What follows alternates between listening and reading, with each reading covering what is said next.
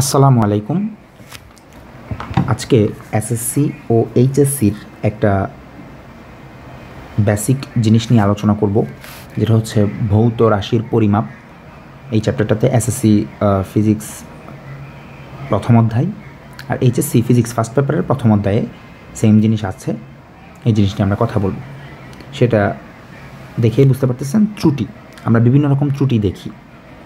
Question আমাদেরকে বলে দেয় যে হচ্ছে কোনো একটা স্কেল বা কোনো একটা কিছু দিয়ে আমরা দৈর্ঘ্য পরিমাপ বা সামথিং কিছু একটা পরিমাপ করছি, আমরা ভৌত রাশির পরিমাপ করছি, সেই ভৌত রাশি পরিমাপের মধ্যে আমরা ভুল করছি মনে করা, বা ভুল একটা স্কেল দিয়ে আমি মাপছি, ভুল আসছে।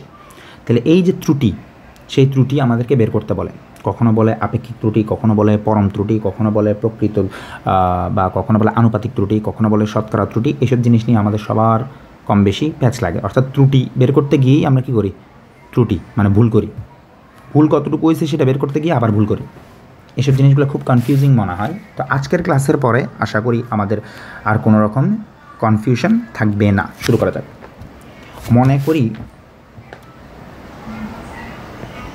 ধরি, কি ধরব? ধরি একটা স্কেল দিয়ে আমি কোনো একটা বস্তুর দৈর্ঘ্য মাপলাম। ধরি স্কেলটা দিয়ে বস্তুর দৈর্ঘ্য মাপলে আমি বস্তুর দৈর্ঘ্যটা পাই। আচ্ছা বলি, প্রথমে মনে করি একটা বস্তু নিলাম আমি, এই যে একটা বস্তু গেল। এবার এই বস্তুটার অ্যাকচুয়াল দৈর্ঘ্য কত? অ্যাকচুয়াল দৈর্ঘ্য মানে অ্যাকচুয়ালি ওর দৈর্ঘ্য মনে করি কথার কথা কত? 10 সেন্টিমিটার। এই যে আমি যেই বস্তুটা আমি নিলাম, সেই বস্তুটার দৈর্ঘ্য মনে করি কত? 10 সেন্টিমিটার। এখন আমি একটা স্কেল দিয়ে এই বস্তুটার দৈর্ঘ্য মাপলাম। কোনো ত্রুটিপূর্ণ একটা স্কেল দিয়ে আমি দৈর্ঘ্যটা মাপলাম। ত্রুটিপূর্ণ স্কেলে বস্তুর পরিমাপ্য দৈর্ঘ্যটা হয়ে গেছে, মনে করেন আমি মাপলাম দৈর্ঘ্যটা 10 সেন্টিমিটার হওয়ার কথা, কিন্তু হয়ে গেছে 10.1 সেন্টিমিটার। বেশি আসছে, কমও আসতে পারতো, মানে 10 সেন্টিমিটার থেকে 0.1 সেন্টিমিটার কমও আসতে পারতো, তার মানে 9.9 সেন্টিমিটারও আসতে পারতো। আমি ধরি 10.1 সেন্টিমিটার আসছে। এখন এটা আপনাকে পরীক্ষায় কোশ্চেনে কীভাবে বলবে জানেন? এটা বলবে হচ্ছে পরিমাপ্য দৈর্ঘ্যটাকে পরীক্ষায় কোশ্চেনে বলে দিবে, মনে করি L ইকুয়ালস টু, বলবে কি ওর অ্যাকচুয়াল দৈর্ঘ্য, সেটা থেকে প্লাস বা মাইনাস কত? 0.1 সেন্টিমিটার। তার মানে এখানের মধ্যে আমাকে পরীক্ষায় এরকমভাবে দেওয়া থাকবে যে স্কেলটা দিয়ে পরিমাপ্য দৈর্ঘ্যটা কত? 10.1 সেন্টিমিটার না বলে, বা বলতেও পারে, কিংবা এই লাইনটা লেখা থাকতে পারে, L ইকুয়ালস টু কত? 10 প্লাস মাইনাস 0.1 সেন্টিমিটার। এই 10 প্লাস মাইনাস 0.1 সেন্টিমিটার দ্বারা কি বোঝানো হচ্ছে? বোঝানো হচ্ছে বস্তুর অ্যাকচুয়াল দৈর্ঘ্য, মানে প্রকৃত মান। প্রকৃত মানটা হচ্ছে এইটা, যেটাকে আমি L বলতে পারি। এটাকে যদি আমি L প্রাইম বলি, তাহলে এটাকে বলতে পারি L, মানে প্রকৃত মান L। আর এই যে 0.1 সেন্টিমিটার প্লাস মাইনাস দিয়ে বুঝাইতে চাইছি যে ওই স্কেল দিয়ে আমি মাপলে দৈর্ঘ্য, আসল দৈর্ঘ্য 10 সেন্টিমিটার হওয়ার কথা, কিন্তু মাপলে আমি 10 সেন্টিমিটারের চেয়ে 0.1 সেন্টিমিটার বেশিও পাইতে পারি, আবার কমও পাইতে পারি। তো এই যে এখানের মধ্যে প্লাস মাইনাস 0.1 দেওয়া আছে, এটা হচ্ছে পরম ত্রুটি। মানে আমি স্কেলটা দিয়ে যদি দৈর্ঘ্য মাপি, তাহলে এতটুকু পরিমাণ বেশিও পাইতে পারি, কমও পাইতে পারি। তো এটাকে আমরা বলতে পারি ডেল L, মানে যদি ওর আসল দৈর্ঘ্য L হয়, এটা হচ্ছে কতটুকু ওর কি ত্রুটি হবে ওই স্কেলটা দিয়ে, সেটা হচ্ছে ডেল L। এখন তাহলে আমি পাই গেছি এটা হচ্ছে প্রকৃত মান, আর এটা হচ্ছে পরম ত্রুটি। এখন আমাকে পরীক্ষায় বলবে আনুপাতিক ত্রুটি নির্ণয় করতে। কি বলবে? আনুপাতিক ত্রুটি। আনুপাতিক ত্রুটি, এই আনুপাতিক ত্রুটিকে আরও একটা নামে ডাকা হয়। সেটা কি? সেটা আপেক্ষিক ত্রুটি। এই আনুপাতিক ত্রুটিকে আপেক্ষিক ত্রুটিও বলা হয়। দুইটাই সেম কথা। এবং সেটা কত? সেটা হচ্ছে সূত্র, উপরে হবে পরম ত্রুটি, উপরে হবে পরম ত্রুটি, বসাই দিই, উপরে হবে পরম ত্রুটি, আর নিচে হবে প্রকৃত মান। তার মানে পরম ত্রুটি আর প্রকৃত মানের অনুপাতকেই বলা হচ্ছে আপেক্ষিক ত্রুটি বা আনুপাতিক ত্রুটি। তো এটাকে যদি আমি লিখি দেখতে কেমন হবে? দেখতে হবে উপরে ডেল এল, নিচে হবে ক্যাপিটাল এল। তার মানে আমার বস্তুটার অ্যাকচুয়াল দৈর্ঘ্য বা অ্যাকচুয়াল মানটা হচ্ছে নিচে হবে, আর উপরে হবে কতটুকু ওই স্কেল দিয়ে বা ওই জিনিসটা দিয়ে মাপলে আমার অ্যাকচুয়াল দৈর্ঘ্যটা কতটুকু পরিবর্তন হয় বা কতটুকু ভুল আসে সেটাই হচ্ছে উপরে থাকবে। তাহলে এটাই হচ্ছে আপেক্ষিক ত্রুটি, পরম ত্রুটি ডিভাইড বাই প্রকৃত মান ইকুয়ালস টু আপেক্ষিক ত্রুটি। তাহলে এটাকে আমরা একটা বক্স করে রাখি, জিনিসটাকে এখানে রাখি।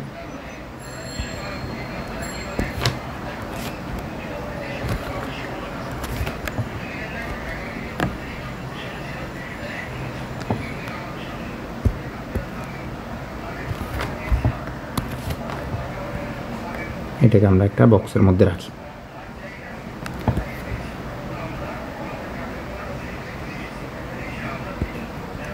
ওকে, আপেক্ষিক ত্রুটি কাকে বলে সেটা আমরা জানতে পারলাম, পরম ত্রুটি ডিভাইড বাই প্রকৃত মান। এখন আমাকে পরীক্ষায় আরেকটা ইম্পর্টেন্ট জিনিস জিজ্ঞেস করে, সেটা হচ্ছে শতকরা ত্রুটি, মানে 100তে কতটুকু ত্রুটি হয়েছে পার্সেন্টেজে, শতকরা ত্রুটি।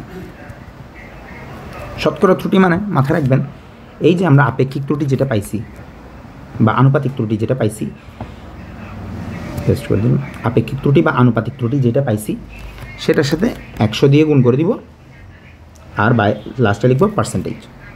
মানে আনুপাতিক ত্রুটি বা আপেক্ষিক ত্রুটির যে মানটা পাবো, মনে করি কথার কথা সেটা পেলাম 0.1, তো সেটার সাথে 100 গুণ করে যেই সংখ্যাটা আসে 100 দিয়ে গুণ করলে, মনে করেন সেটার সাথে 100 দিয়ে গুণ করলে কত হয়? 10 আসে, তো বাইরে পার্সেন্টেজ। মানে 100তে 10 বাড়তেও পারে কমতেও পারে, মানে ভুল হইতে পারে, সেটাই বোঝানো হয় যে শতকরা ত্রুটি দিয়ে। তাহলে আমরা শতকরা ত্রুটির সূত্রটাও জেনে গেলাম। সেই সূত্রটা কি? সেই সূত্রটা হচ্ছে গিয়ে আপেক্ষিক ত্রুটির সাথে 100% গুণ করে দিলে আমরা যেটা পাবো সেটাই হচ্ছে আমার আলটিমেট শতকরা ত্রুটি। গেল। ওকে, এবার আমরা একটা দুটা ম্যাথ করার চেষ্টা করি। সূত্রটা সবাই একটু দেখে নেন। গেল, এবার আমরা ম্যাথ করার চেষ্টা করি। এখানে কি বলছে খেয়াল করেন। কোশ্চেনে বলা হয়েছে কোনো গোলকের পরিমাপ্য ব্যাসার্ধের মান বলে দিছে R equals to 2.5 plus minus 0.2 centimetre. এটা দ্বারা বোঝানো হয়েছে ব্যাসার্ধ, আসলে অ্যাকচুয়াল ব্যাসার্ধ হচ্ছে 2.5, আর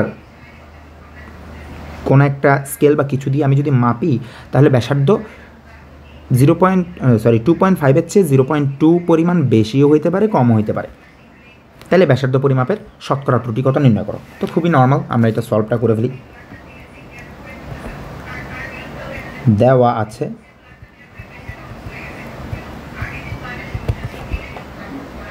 গোলকের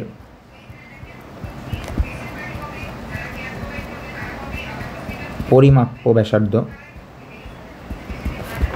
আর is equals to 2.5 plus minus 0.2 centimetre. তো এটা দিয়ে কি বোঝানো হয়েছে? এটা দিয়ে বোঝানো হয়েছে ওর অ্যাকচুয়াল ব্যাসার্ধ, আর এটা দিয়ে বোঝানো হয়েছে ওর ব্যাসার্ধের কতটুকু কি হচ্ছে পরম ত্রুটি। আমরা যে পড়ছিলাম প্রকৃত মান আর পরম ত্রুটি, তাহলে এখানে আমরা পাইছি প্রকৃত মান আর পরম ত্রুটি। তাহলে আমরা কি জানি, এবার বলছে আমাকে কি বের করতে বলছে? শতকরা ত্রুটি কত বের করতে বলছে। এখন শতকরা ত্রুটির জন্য আমার কিন্তু আনুপাতিক ত্রুটি বা আপেক্ষিক ত্রুটিটা প্রয়োজন, সে কারণে আমি বের করতেছি ব্যাসার্ধ গোলকের, সুতরাং গোলকের ব্যাসার্ধ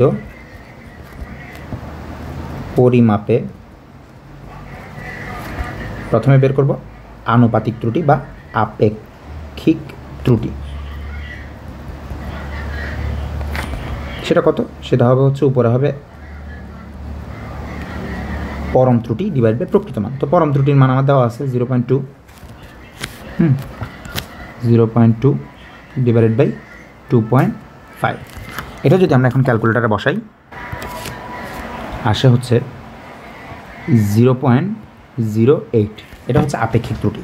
এখন আমাকে বলছে শতকরা ত্রুটি, তাহলে আমরা সেটাই করি।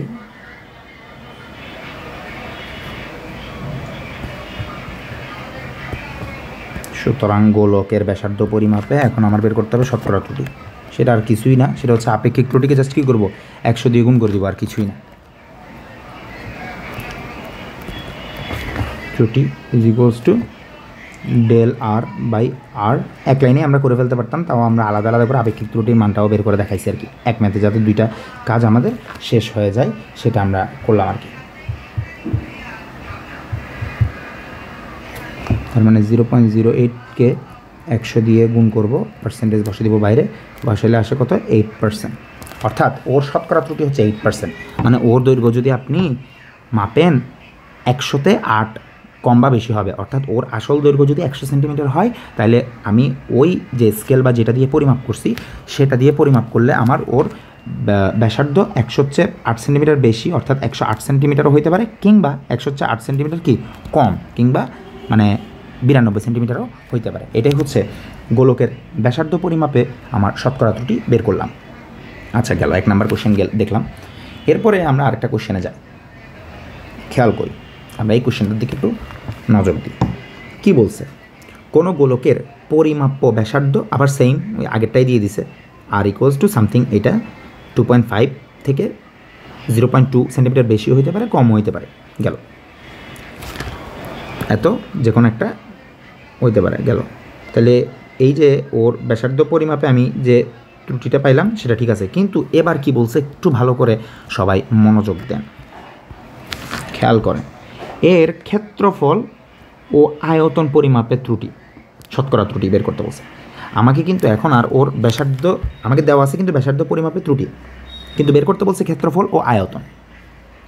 মানে আমার ত্রুটি দেওয়া আছে একজনের, বের করতে বলছে আরেকজনের, এরকম ঘটতে পারে, এরকম কোশ্চেন বেশি বেশি আসে। সো সেটার জন্য আমরা একটা কথা বলি, মনে করি আমাদের, তাহলে আমার কিন্তু এরকম যখন দেওয়া থাকবে তখন যার ত্রুটি দেওয়া আছে আর যাদের ত্রুটি বের করতে হবে ওদের মধ্যে কোনো সম্পর্ক আছে কিনা আমার দেখতে হবে। প্রথমে আমি ক্ষেত্রফলেরটার কথাই বলি, গোলকের ব্যাসার্ধ আর ক্ষেত্রফলের মধ্যে সম্পর্ক আছে কিনা? হ্যাঁ, অবশ্যই আছে।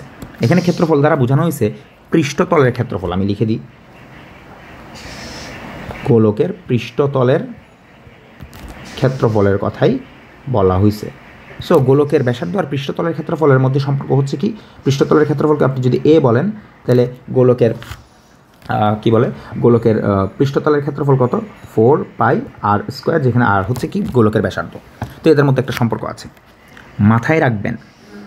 সম্পর্কটা এখানে আপাতত থাক। আমি বলি, মনে করি কোনো একটা কিছু দিছে XYZ, মনে করেন X এর ত্রুটি বের করতে বলছে আপনাকে, Y আর Z এর ত্রুটি দেওয়া আছে মনে করেন, বা X আর Y দুইটার কথাই বলি, X আর Y দেওয়া আছে, মানে X আর Y দুইটার মধ্যে এই মনে করেন X এর ত্রুটি দেওয়া আছে, Y এর ত্রুটি বের করতে বলছে, এবং X আর Y এর মধ্যে সম্পর্ক কেমন, মনে করি Y ইকুয়ালস টু কত 3x⁸, যেটাই হোক না কেন।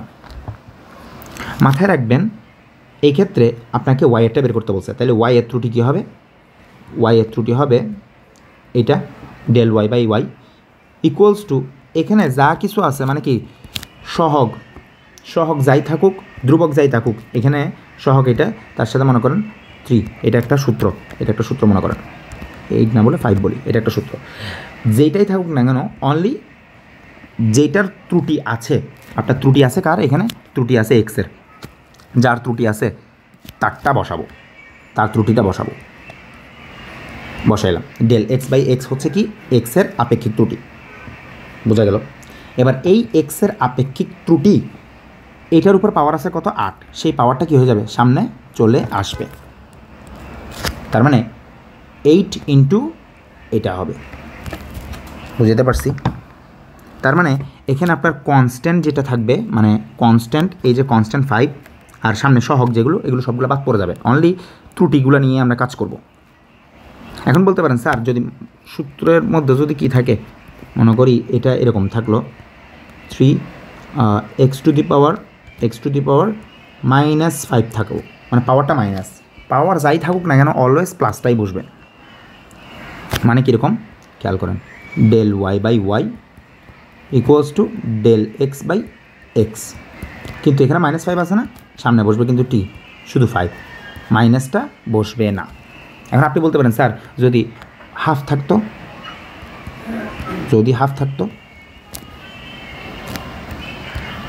মনে করেন সূত্রটা কেমন হইল, y is equals two 3x⁻ half বা মাইনাস হাফ যেটাই থাকুক না কেন, তখনও কী হবে, তখনও ডেল ওয়াই বাই ওয়াই, মানে ওয়াইয়ের আপেক্ষিক ত্রুটি ইকুয়ালস টু এক্সের আপেক্ষিক ত্রুটির সাথে জাস্ট এক্সের কী হয়ে যাবে, পাওয়ারটা গুণ হয়ে যাবে। এই যে পাওয়ার, সরি পাওয়ার হচ্ছে 2 হাফ, সেই হাফটা গুণ হয়ে গেল, শেষ গেল। তাহলে এবার এগুলো সব কিছু আমি আপাতত কী করি, মুছে ফেলি।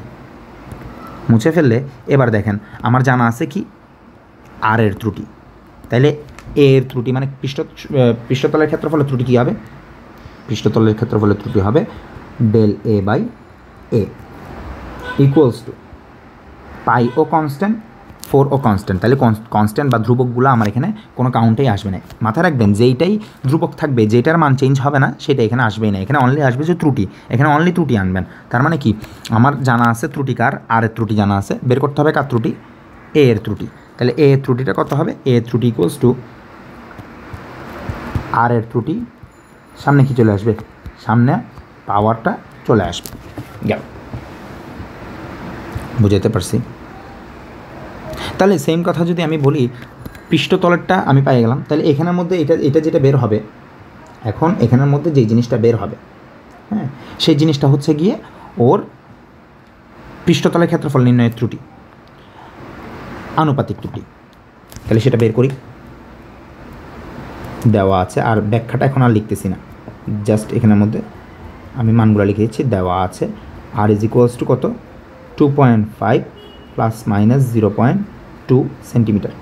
তার মানে এখানে আমি ডেল আর পাইয়ে গেলাম, আর এখানে অ্যাকচুয়াল আর পাইয়ে গেলাম। তাহলে পৃষ্ঠতলের ক্ষেত্রফল নির্ণয়ের শতকরা ত্রুটি, ডাইরেক্ট লিখে ফেলতেছি আমি, শতকরা ত্রুটি ইকুয়ালস টু আপেক্ষিক, আচ্ছা ফার্স্টে শতকরা ত্রুটি ডাইরেক্ট লাইনে না লিখে আমি আপেক্ষিক ত্রুটি বলি। ফার্স্টে আপেক্ষিক ত্রুটি বের করি, তারপর সেটার সাথে 100 গুণ করে দিলেই কাজ শেষ। শতকরা ত্রুটি নিয়ে কোনো প্যারা খাবেন না, আমরা ফার্স্টে আমাদের মেইন বের করতে হবে এখানে আপেক্ষিক ত্রুটি, তারপর আমরা ওইটা বের করতে পারবো। তাহলে আপেক্ষিক ত্রুটি কত, ডেল এ বাই এ, মানে এ এর পরম ত্রুটি ডিভাইড বাই প্রকৃত মান, সেটা কত হবে, সেটা হচ্ছে এই সূত্র থেকে পাই আমরা কত, 2 ইন্টু কত, আর এর ত্রুটিটা। তাহলে এবার মান বসাই দিই আমরা এখানে, 2 ইন্টু কত হয়, যদি বসাই 2 ইন্টু আর এর কত, ডেল আর হচ্ছে 0.2 ডিভাইড বাই 2.5। আমরা তো এটা পাইছিলাম 2 ইন্টু ওই আর এর ত্রুটিটা তো লাস্ট ম্যাথেই পাইছিলাম 0.08, তাহলে এখানে 2 দিয়ে গুণ করলে কত হয়, 0.16 হয় হচ্ছে কি আপেক্ষিক ত্রুটি। গেল, খুবই নর্মাল, এবং আমি খুব ধীরে সুস্থে যাওয়ার চেষ্টা করতেছি, সবাই ভালো করে একটু বোঝার চেষ্টা করবেন। গেল, তাহলে এটা হচ্ছে পৃষ্ঠতলের ক্ষেত্রফল নিলে আপেক্ষিক ত্রুটি। তাহলে এবার শুধু কি করব, যে আনুপাতিক আপেক্ষিক ত্রুটি বের করে ফেলছি, এখন আমরা শতকরা ত্রুটি বের করব। খেয়াল করেন, পৃষ্ঠতলের ক্ষেত্রফল নির্ণয়ের এখন বলবো শুধু শতকরা ত্রুটি।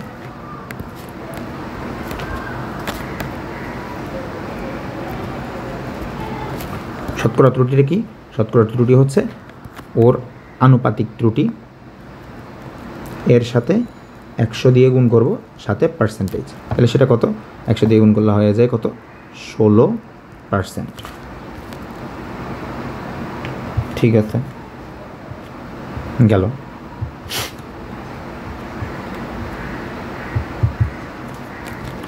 এটা আমরা পেয়ে গেলাম।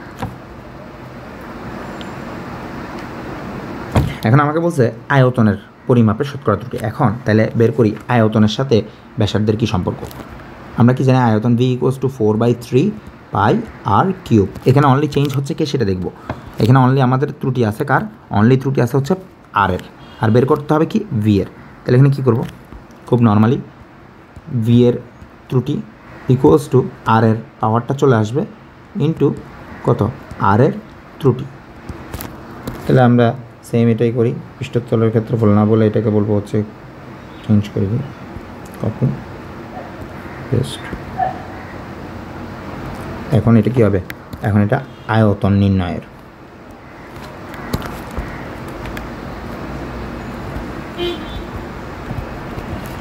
আয়তন নির্ণয়ের আপেক্ষিক ত্রুটি ইকুয়ালস টু এইটা।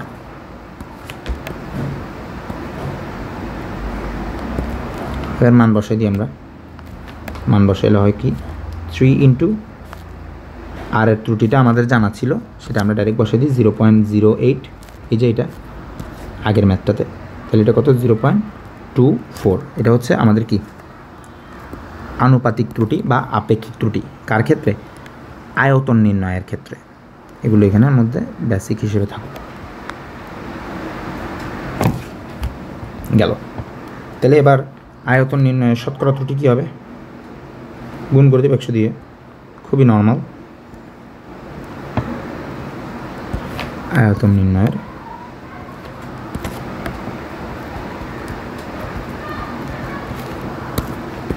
শতকরা ত্রুটি ইজ ইকুয়ালস টু হবে গিয়ে 0.24কে 100 দিয়ে গুণ করব, তার বাইরে পার্সেন্টেজ থাকবে, তাহলে এটা কত 24%।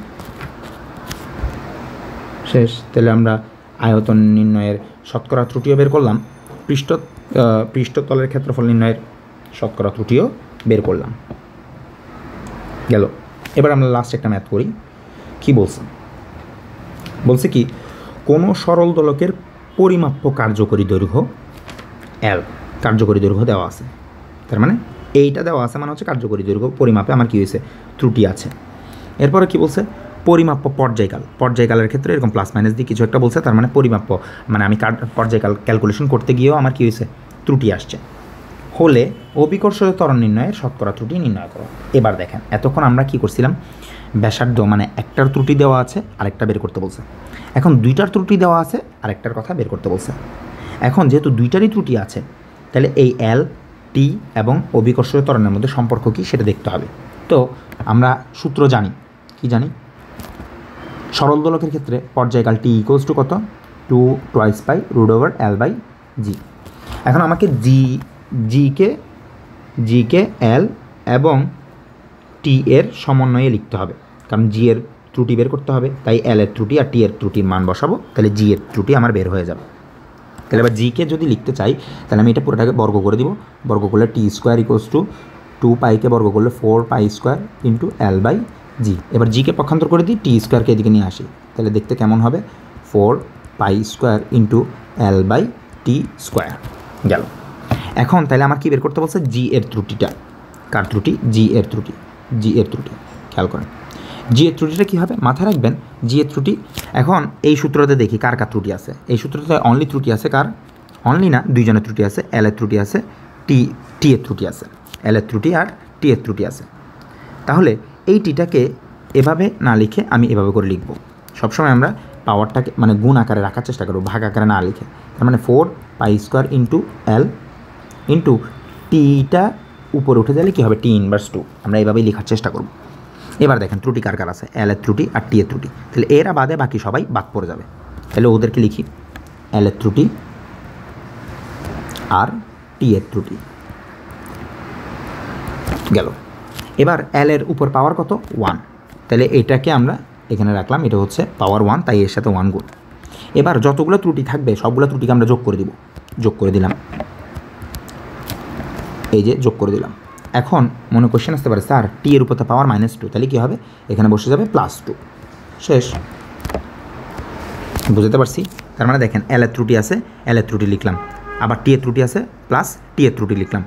আর কি হয়েছে, T এর পাওয়ারটা সামনে বসে গেছে কি আকারে, প্লাস আকারে বসে গেছে। শেষ। এবার আমরা তাইলে এখানে বসাই, কি হয়, আমাকে কোশ্চেনে কি দেওয়া আছে শর্টকাটে লিখে দিই। দেওয়া আছে কি, দেওয়া আছে L is equals two 100 ± 0.1 centimetre. তার মানে এখানে আমাকে দিয়ে দিছে এটা হচ্ছে আমার প্রকৃত মান আর এটা হচ্ছে পরম ত্রুটি।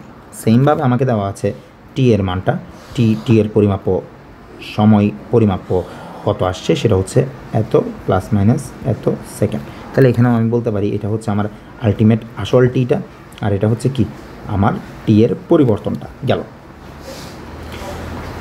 তাহলে এবার আমরা জি এর মানটা নির্ণয় করবো কেমনে? এই সূত্রটা এনে বসাই দিই। আমাকে শতকরা ত্রুটি বের করতে বলছে, আমরা ফার্স্টে আপেক্ষিক ত্রুটি বের করবো। এইটা হচ্ছে আপেক্ষিক ত্রুটি, কপি করে রাখলাম। সুতরাং জি বা অভিকর্ষজ ত্বরণ নির্ণয়ে আপেক্ষিক ত্রুটি কিংবা আনুপাতিক ত্রুটি কমা সেটা কত, সেটা এইটা গেল। এবার আমরা মানগুলো বসাই দিই। মানগুলো যদি বসাই কী হবে, এল এর পরিবর্তন হচ্ছে 0.1 ডিভাইডেড বাই কত, 100। আমি মানটা ঠিকমতো তুলছি, হ্যাঁ তুলছি, গেল। এইটা প্লাস 2 ইন্টু টি এর পরিবর্তন হচ্ছে 0.05 ডিভাইডেড বাই টি এর আলটিমেট মান হচ্ছে 2.1। এবার এগুলো যদি আমরা ক্যালকুলেটারে বসাই, 0.1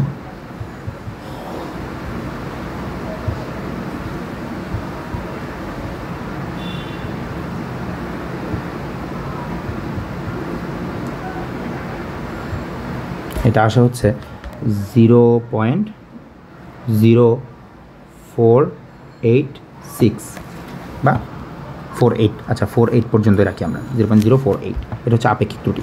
তাহলে এবার জি নির্ণয়ের শতকরা ত্রুটি কত হবে? আর কিছুই না, 100 দিয়ে গুণ করবো।